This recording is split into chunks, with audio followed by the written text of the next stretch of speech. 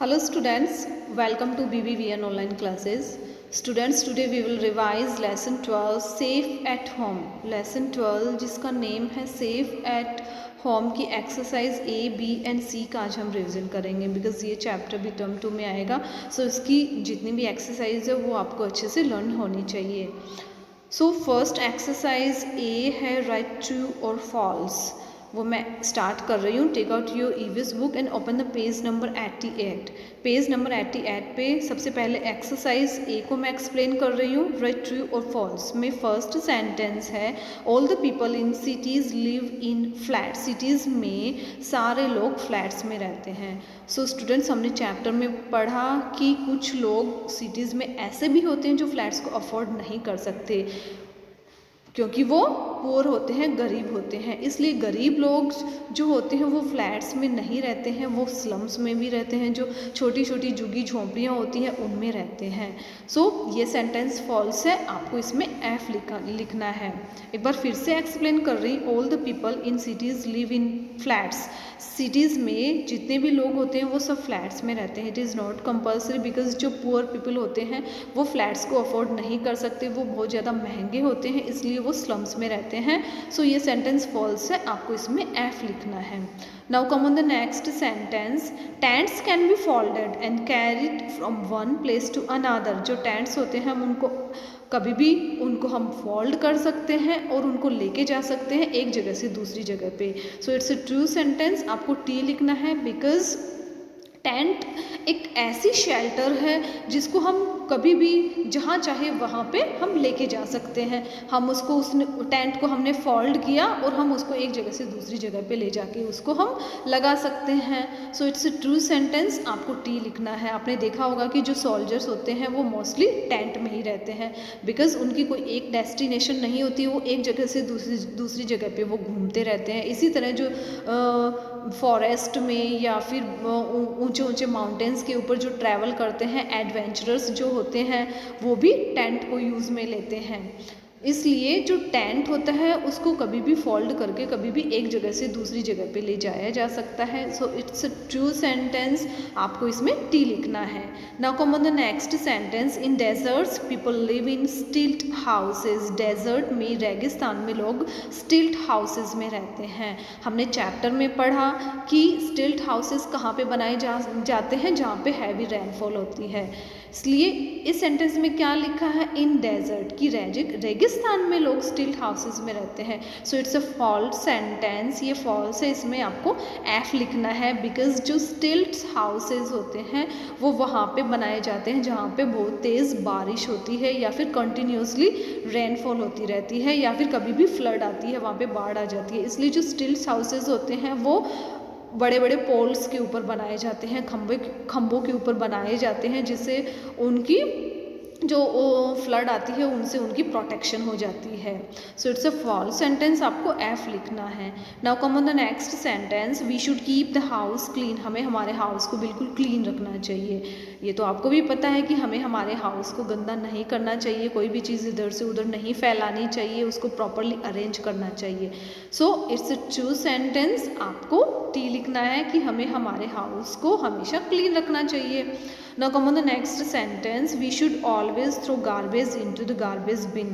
हमें हमेशा कचरे को कचरे पात्र में ही डालना चाहिए. ये भी आपको अच्छे से पता है कि हमें कचरा हमें कहीं भी नहीं डालना चाहिए. कचरा फैलाने से क्या है, हमारा घर ही गंदा होगा या फिर जो स्ट्रीट होती है, गलियाँ होती है, वहाँ पर भी हमें कहीं भी कचरा नहीं डालना चाहिए, बल्कि हमें कचरा कहाँ पे डालना चाहिए, गार्बेज बिन में. जो डस्टबिन होता है उसी में हमें गार्बेज डालना चाहिए. सो इट्स अ ट्रू सेंटेंस. आपको इसमें टी लिखना है. सो एक्सरसाइज ए कंप्लीट हो गई है. Now come on the exercise B. Name them.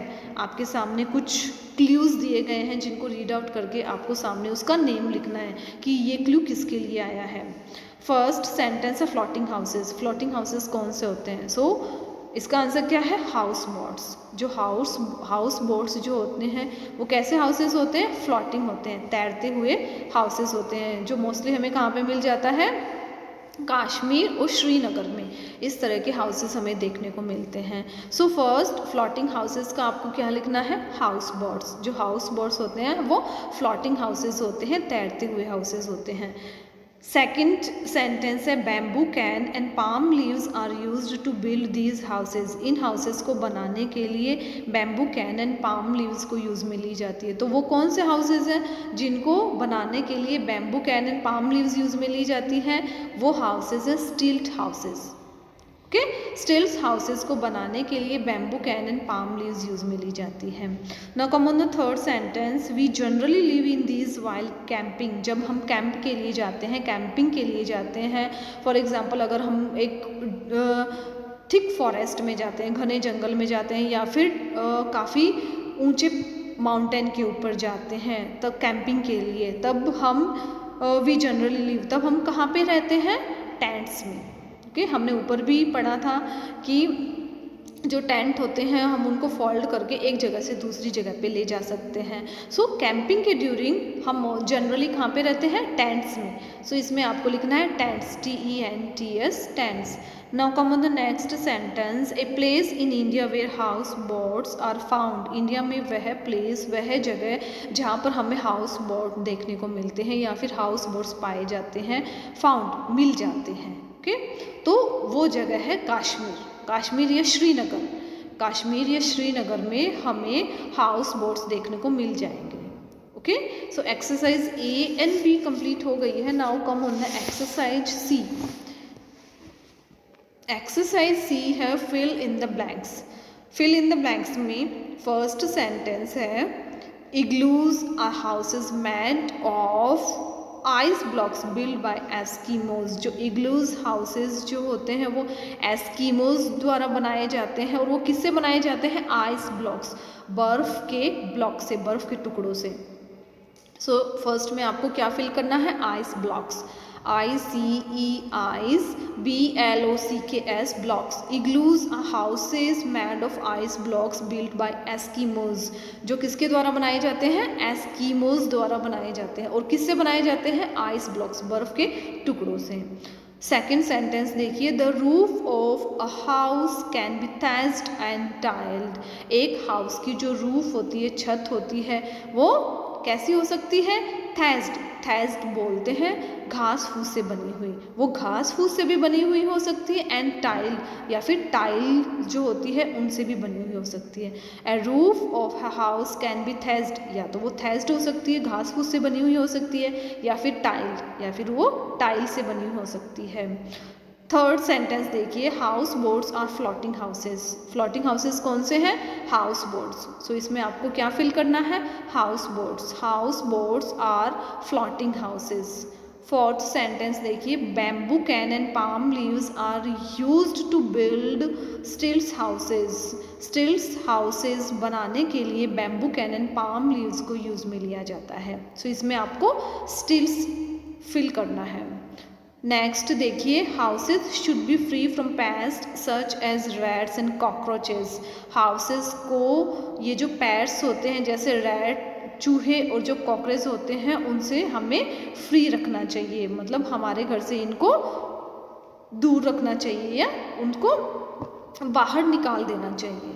Okay, houses should be free of paste. Paste किसको बोलते हैं? वो छोटे छोटे जानवर जो हमारे घर में गंदगी फैलाते हैं, जस्ट लाइक रैट्स, चूहे, कॉकरोचेस, लिजर्ड्स। तो और जो मॉस्किटोज होते हैं, ये इन सबको हमारे घर से दूर निकाल देना चाहिए, मत हमारे हाउस को इन सब से फ्री रखना चाहिए।